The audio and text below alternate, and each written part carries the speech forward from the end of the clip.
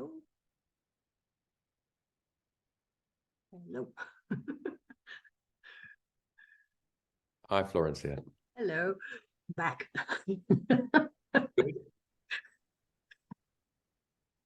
Yeah.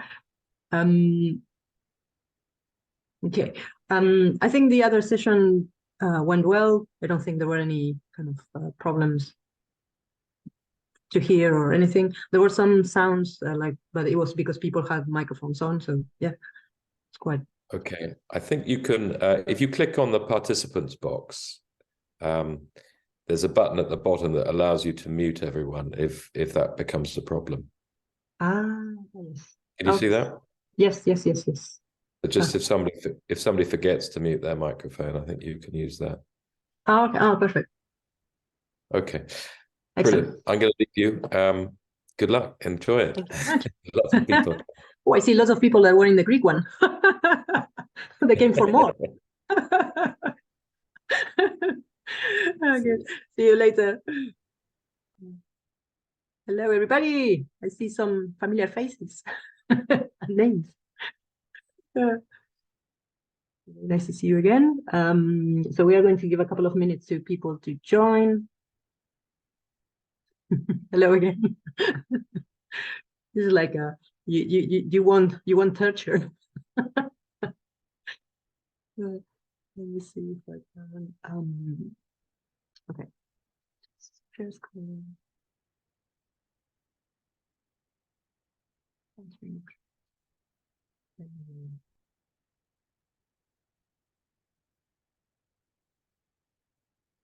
Oh.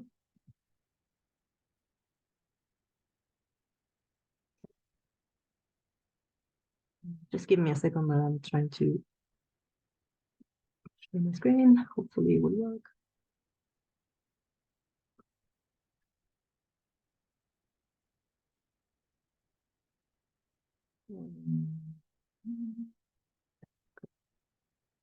Can you see the screen? Because it wasn't working. Can you see the screen, my PowerPoint?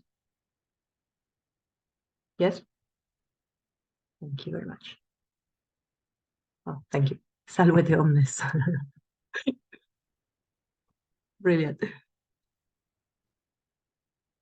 Just need to chat there. Perfect. So we just give 2 more minutes to people because it was announced at 11:03 for some reason. A very precise time. But yes, welcome back if you were in the Greek session, and welcome if you weren't. So this is going to be, I see that some people have already, we'll get a bit background noise. Yes, sorry. I think there was somebody who had the microphone on, so I think if I mute you all,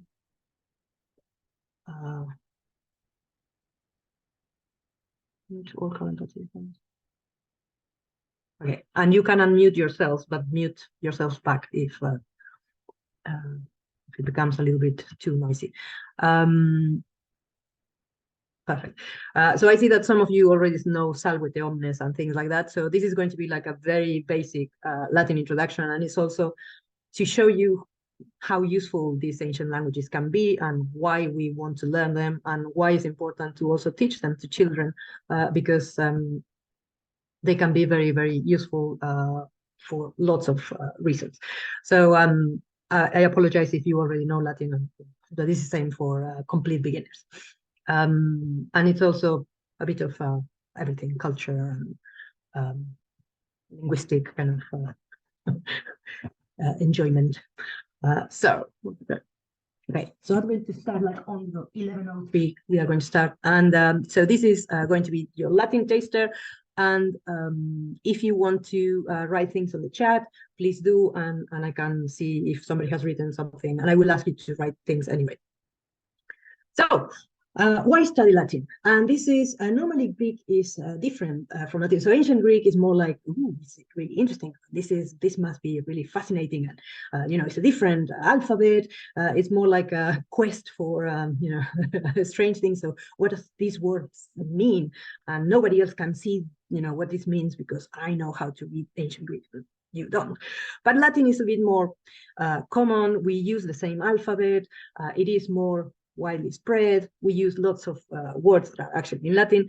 So some people find Latin a bit more boring or less interesting, say, or fascinating than ancient Greek. But there are lots of reasons why you should study Latin. And this is one of the things I always tell my students, especially secondary school students, who, and these are all the reasons that they give me. So we are going to see some preconceptions that everybody has about Latin. So why study Latin? First thing that all my students say is this. Latin is a dead language. Why do I want to learn a dead language? This is so not useful. We should be learning something else. Or is it dead, actually, Latin? And if you were in my Greek session, you see that I love this dog. So, this dog features in most of my PowerPoints. It doesn't matter what I'm teaching. I just love the dog. I think the expression is brilliant. So you speak Latin every single day. Every time you go to the doctor, or if you need a medicine, or if you want to be flexible and civil when you go to the aquarium to see the incredible species of different animals you need to study for biology. Again, lots of Latin in your life. If you want to visit some famous capital because you were a captive, but now you're a fugitive who needs asylum because has been accused of conspiracy or some sort of other cruel, despicable atrocity. If you want to say any of these fascinating texts, I mean, hats off to me who has been creating these amazing texts. If you want to say any of these, you do need Latin, because without Latin, we would be nothing really. We use so many, especially English, uses so many Latin roots in the vocabulary. So one good word that is one of my favorite is the word specto, which is a different word from the word to look or behold in Greek. So we have another one that we also use that is theaomai, and is the word that you have in theatron, theater, because a theatron, a theater, is a place where you go to look or to see. The word specto is more practical, as Romans were. Greeks were always more like philosophical in the clouds, and Romans were quite practical. We want to build this, we want to do this, and specto is to look at, behold, and look at this. Theaomai is more like, we're going to look at this and amaze ourselves at the wonders of the world. So this word specto has produced many words that we use in English, like respect, inspect, disrespect, speculate, spectator, spectrum, inspector, spectacular, spectacle. Can you think of any others related to specto? And if you can, write it on the chat. Oops. That I've covered most of them, but yes, there are quite a few more.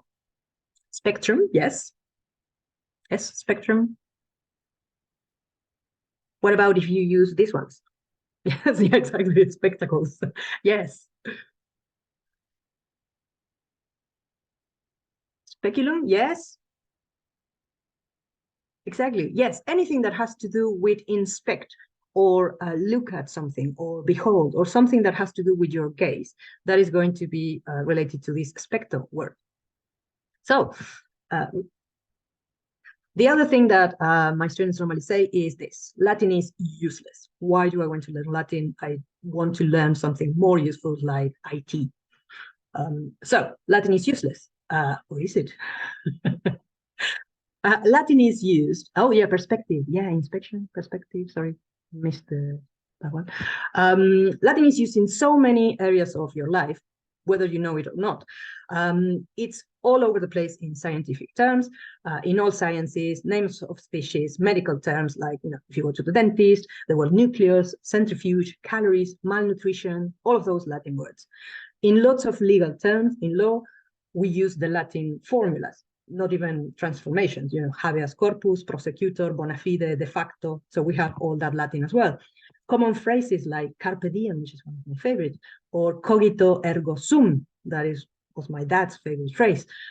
Et tu Brutus is one that they use a lot as well. In abbreviations, so every time you say IE, EG, PS, AD, PS, that's so used, and it's all Latin. And if you don't know what it means, you are, you're a bit left out. In literature, so recently, especially in recent times, classical languages have become very, very popular in literature. And you have Harry Potter that is full of words and things that come from Greek or Latin, like the names. You have Albus and Severus, Expelliarmus, or these spells are done in Latin. You have it everywhere. You have Latin literally everywhere. But this is also this is especially for secondary school students. Latin is boring, and you know I agree because the texts are a little bit dry. Some of them are brilliant, like Hyginus and the fables and everything. But Caesar, it's a little bit, you know, wasn't my favorite, but there are so much more. There is so much more than Caesar or Cicero. But you know, Latin is not boring, or is it? Because you don't learn, when you learn a language, you just don't learn words and you just don't learn vocabulary. What you are learning when you learn a language is you're learning about culture and a way of life, a vision of the speakers of that language. When you learn Latin, what you're learning is actually why they use specto. That is a more practical verb than using something more, you know, philosophical to talk about vision. Why they have so many words to talk about things that are built, because they were brilliant architects. Yes, so you learn just not the language, you also learn the culture of these people. It's about history, it's about their history, and it's about your own history and how both are related and how connected we are on all these things. Oops. I went back. It's also about mythology. So even though the Romans didn't have completely different mythology from the Greeks, and they borrowed lots of things, they did have different heroes and different stories that they were more interested in talking about than stories about monsters or Odysseus, for instance. And it's also about art and architecture, literature, music, and food. And I love food. And one of the things that I really like is also learning about ancient recipes and ancient food that you can cook. And you can teach your students, if you are doing Latin, how to cook some interesting, you know, ricotta breads and cakes with honey that they used to make. So if we go back to our initial text, you can see that we have here an inscription, and we are surrounded by Latin inscriptions in Latin everywhere, more than Greek. So Greek is very particular to Greece, and we don't have Greek inscriptions in many places, but we do definitely have Latin, because it was the common language. It was the lingua franca at some point in the known world, and everybody used Latin. So if you wanted to be a priest or a nun, you had to learn Latin. Everything was in Latin. And you know, I'm not going to say how old I am, but you know, lots of the hymns when we used to go to church were sung in Latin, and we didn't understand a word of what they were saying. But as you saw in the Greek, if you were doing the Greek taster, as you saw in the Greek taster, everything was written in capitals, especially if these inscriptions were on stones. So anything that was engraved was going to be in capital letters. So lowercase letters became later in medieval times. And as you can see, there is no division of words, there is no punctuation. But in this case, it's not like in Greek that they were written like boustrophodon. This is just line by line. And one thing that Greek Latin inscription had as well was that they were quite, let's say, symmetrical. So very, very squared and very nicely done. The word that I wanted to find in this inscription was the word for difficult. Can you spell it in Latin if you find it? What's the word for difficult in Latin? My pupils told me about Optimus Prime. I use Optimus Prime in my teaching. Yes, difficilis with an S, difficilis, exactly, with 2 Fs, difficilis. Well done. So that's the word that you have there, and you have it there, difficilis. Yes, Optimus Prime, because he was Optimus, is like the best Optimus Prime, yes. I use a lot of, for lessons, I use a lot of cartoon characters and movies and anything that students are kind of watching that has any references to ancient languages, I do use. And if you're a teacher, do use it, because your students are going to be more compelled to kind of look at the things if they are shown something that might be interesting for them. So we are going to have a look at this other description. I want you to find the words for to, and show. So they are all in there. So can you find a word that means to, a word that means and a word that means show? Yeah, duo, yes, yes, brilliant, excellent. I don't know if everybody can see the chat, but I'm going to show you the words. Yes, so the first one we have there is the word duo. We have in there, two. The second one is et, which is and. Yes, well done. And the third one is this one, spectacular. Yes, spectacular, which is shows. It's in plural, so spectacular. Yes. As you can see, I didn't say spectacular or duo, which would be a little difficult to pronounce. And this is one of the characteristics also that you have in Latin. So the Latin alphabet is quite similar to the English alphabet and the alphabet for most Romance languages. However, there were some letters that were different or didn't exist. And one of the things that you saw there was that instead of a U, the inscription showed a V, because there was no difference between V and U for spellings. So if it was a capital letter, and also for some, it depends on the text that you are reading, it depends on the printing, but some printers would do a V also for lowercase. There was no difference in the writing. So if you see the name of Caesar written down in capital letters, it will be Julius. You say it the same, Julius, but it will be written with a V. The same as the word vir or wir, the word doctus and domus and via. Yes. The pronunciation, because these two letters were written the same way, the pronunciation of this VU is going to be a V sound. So if you are doing classical Latin, probably you will, classical Latin pronunciation, probably you would say something like wir instead of vir. Yes, and that is the pronunciation I normally use. So it's Julius, vir, doctus, domus, and via. Yes. Of those, can you guess what's the word that we use for man? Yeah, man. Out of that list.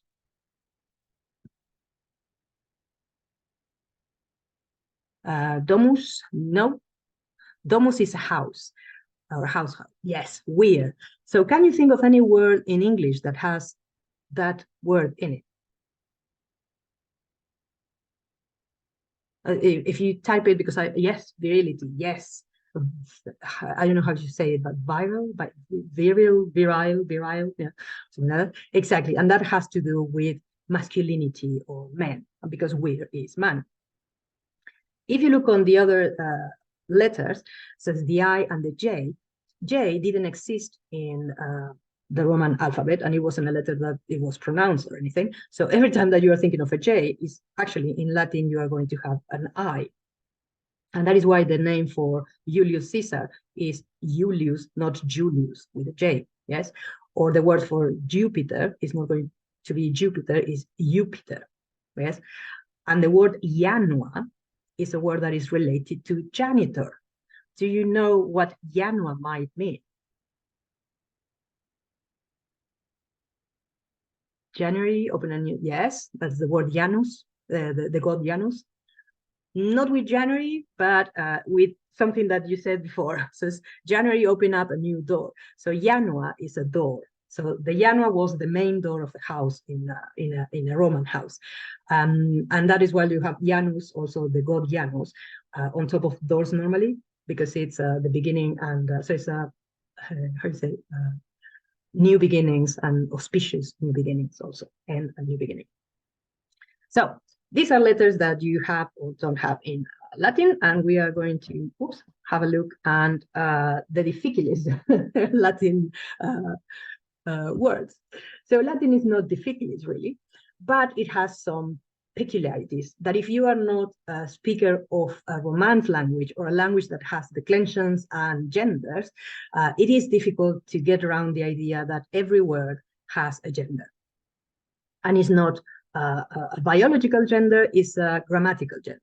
So every word is going to be, every noun is going to be either masculine or feminine. And in Latin, we also have neuters, but we are not going to look at neuters today because I want you to want to learn Latin. But there is also neuter. And in Greek as well, in ancient Greek, you have neuters as well. And I always make this comment about gender because they, you have aner or wir, which is masculine because it's a man, and gune, that is femina, that is feminine because it's a woman. And then you have this child, teknon. A teknon is neuter because, and I always think of people just looking at the boy or girl and looking at it, what is this? so it's a neuter because they are not sure still what is it going to be, which is a nice idea for also diversity and gender fluidity. So we have Romance language names that everybody knows, like Francisco, my name, Florencia, Pablo, Pedro, Manuela, Virginia. So you have lots of different names. And if it's a boy name, normally it's going to end in O if you are Spanish or Italian, Portuguese as well. And in an A if you are, again, in these languages. So you have O's for male, A's for female. And this is fine when you are talking about people, because normally you have biological gender, you're either female or male. It's fine if they give you an O or an A. But then lots of students say, but why would you have a table that is going to be feminine? Yes. And I don't know, a floor that is going to be masculine. And those things are completely random. Some of them have like a sort of explanation that may be an idea behind why something is masculine or feminine, but most of them are absolutely random, and you just have to learn whether it's masculine or feminine.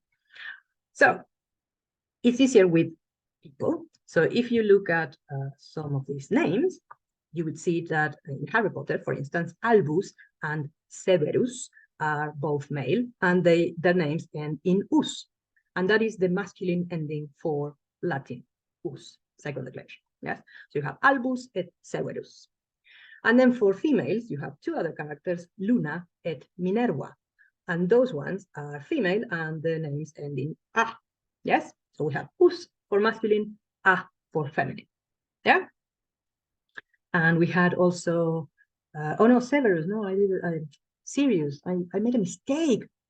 Oh my God, my Harry Potter brain went wrong. This is not Severus, this is Sirius.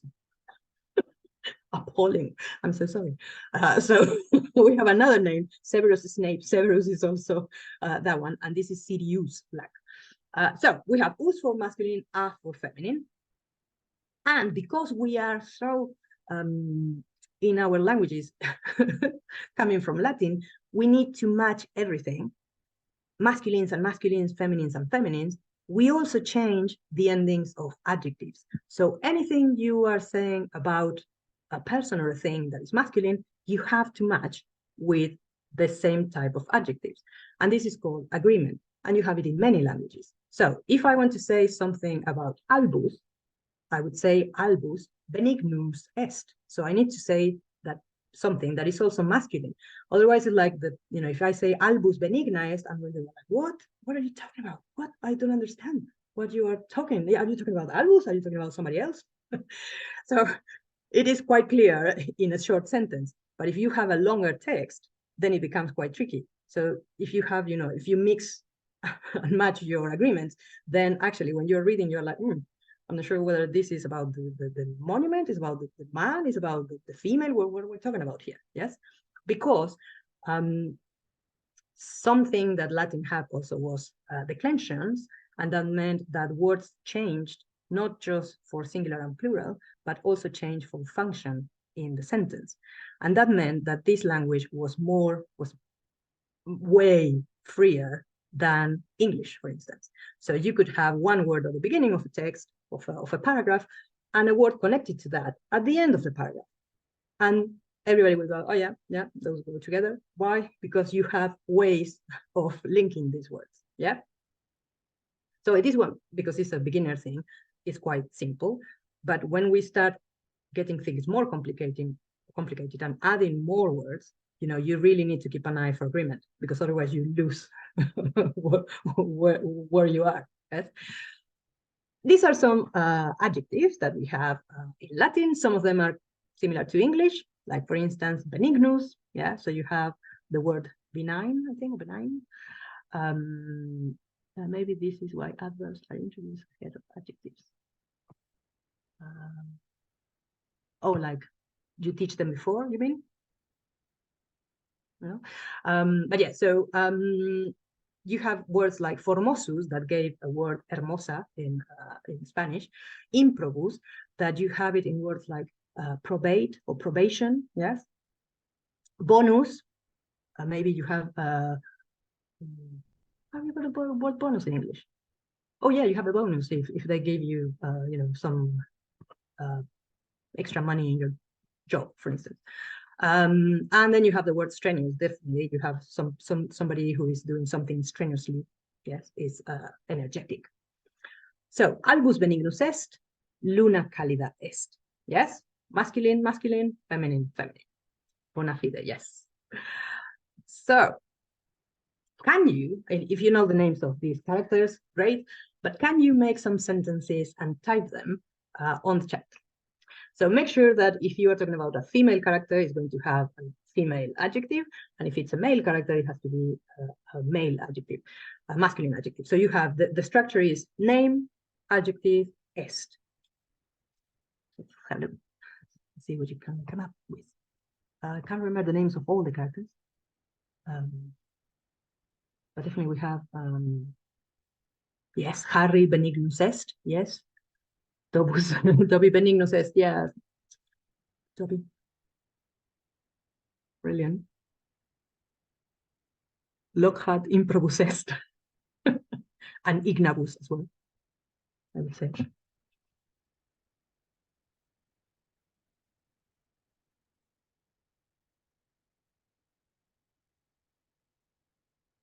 Another one. Oh, nobody's talking about Voldemort. Hagrid strenuous est, yes.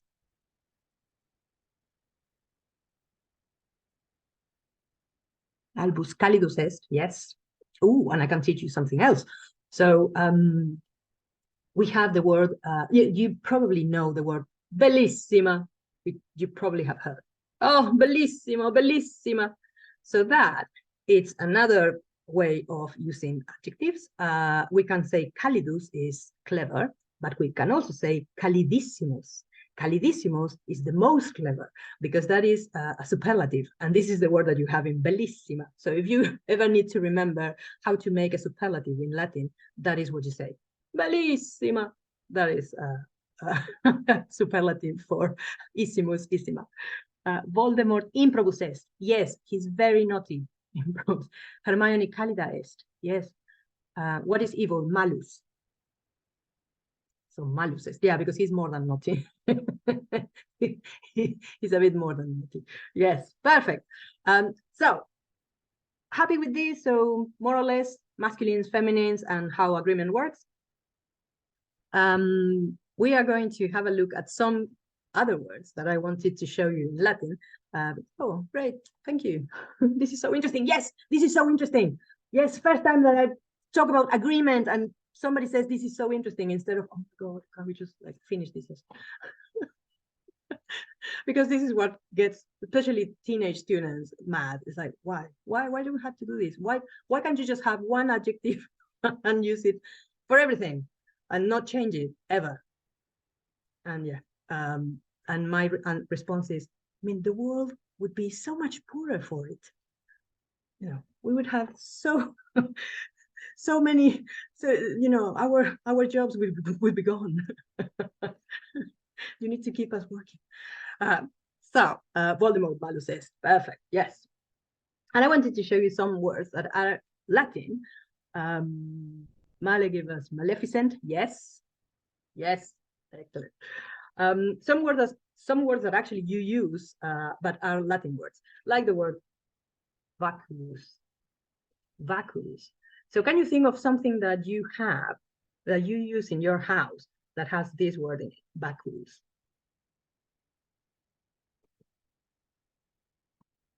Well, it depends on if you live in England. Yes, vacuum cleaner. We call it vacuum cleaner instead of Hoover.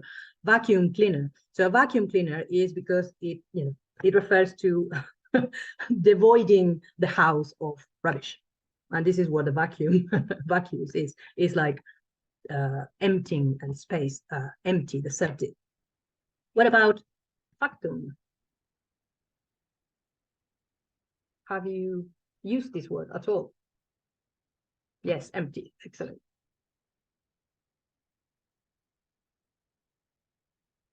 Evacuate. Oh yeah, evacuate. Oh yes, evacuate. Yes. Vacuous. Yes. What about the word factum? Facts. Yes. In fact. So what is a fact? Bacon. Yeah. What is a fact? Fact. Factual. Yes. Because lots of people think, oh yeah, fact. The factum is fact. But actually, where fact comes from is, and this is a word that if you say in something real, something happened, the verb from which this word comes from, it's a verb that I always have to put like a straight face and just breathe before saying it in a secondary school environment, because the word is facio. So the verb facio, whose the third person is facit. So the verb facio and facit are the verbs that produce this participle factum. That means something is done, and something is, that's why it's a fact, because it's something that has been completed and done. Another one that I love is this one, doctus. And you have lots of words that have doctus in it. So what is somebody doctus? If somebody says to you that you are doctus, doctrine, yes. Document, not sure about document, but yes, doctrine, yes. So doctus, I am a doctus. I am a doctor. Doctor Who? I am a doctor, that the most unuseful doctor. So if you have a problem, physical problem, don't call me. But if you want to learn about the agreement, I am the person to call. It's an expert, yes. A doctus, it's a teacher, it's somebody who has skill or wisdom and knows some things, at least of the area of expertise, yes. And the last one we are going to do today, because I'm going to go run out of time, is this one. Yeah, vulnerabilis.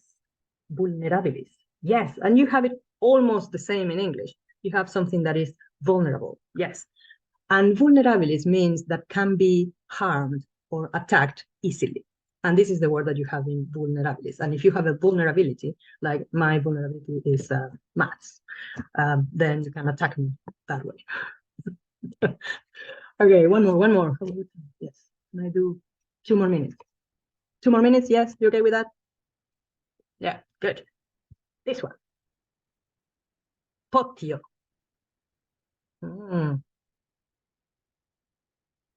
Potio. It's very similar in English. Potio. What do you have if you are having a potio? Not a patio, that would be patio Spanish. You have to keep the O, potio. Like for instance, in the Odyssey, Circe gives Odysseus a potio.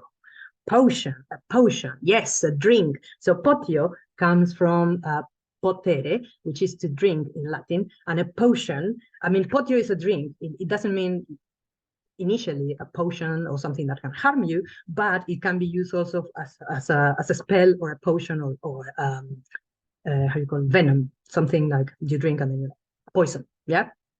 The same in Greek. It's interesting because in Greek, the word is not potio, the word is pharmakon. That has to do with pharmacies. So it's the word that you have, pharmacies come from pharmakon. So a potio is a drink that might be also a drink that makes you ill. And a pharmakon, it's a medicine, but it means also poison or something that makes you ill, because of a remedy, if you take it in the amounts that you don't have to take it, it might make you ill as well. So pharmakon and potio have this kind of duality of, it's something, you know, that you drink, but it might be also something that harms you in a way. Okay, and now the last one. This one.